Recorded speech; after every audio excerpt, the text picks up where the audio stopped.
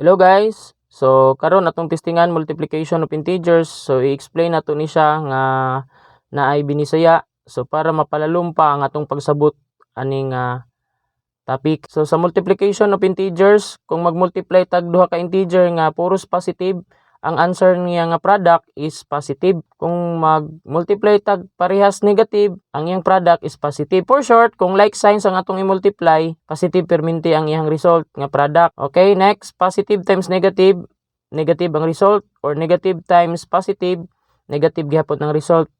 Okay, so try nato ang example number 1. So ang parentheses naga-indicate na siya nga multiplication. So positive 4 times positive 5. So pag walay nakabutang plus nga sign, so that is positive.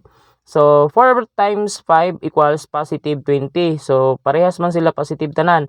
Okay, so i-try nato ang number 2. Ang number 2, the same sign, parehas sila negative. So pag i-multiply, ang iyang result positive 6. Okay, next number 3. So parehas gihapon sila negative 2 and negative 4. So pag i-times na to na silang duha, so the same sign, so yung result positive. So negative 2 times negative 4, ang iyang result positive 8. Okay, positive siya kay parehas sila og sign. Okay, next number 4.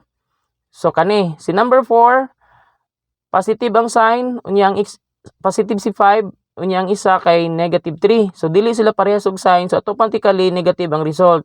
Pero kailangan i-times. Okay, 5 times negative 3 is negative 15.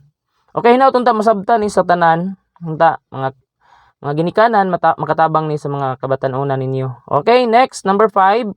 So negative 6 og positive 4. So dili sila parehas og sign. So again, i-multiply. So ang iyang result negative 24 kay 6 og 4, 24 man na siya kung i-multiply. Ang sunod number 6, parehas sila negative. So negative 5.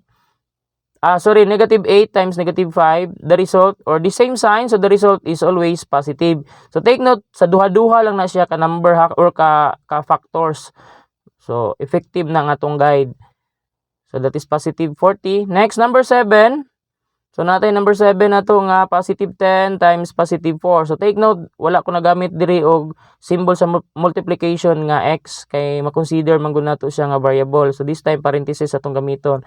So 10 times 4 is positive 40. Okay, please comment your answer for this practice exercise or try this. Okay, comment lang sa inyong answer kung kaya ninyo ansiran. So base sa ato ang gi-explain.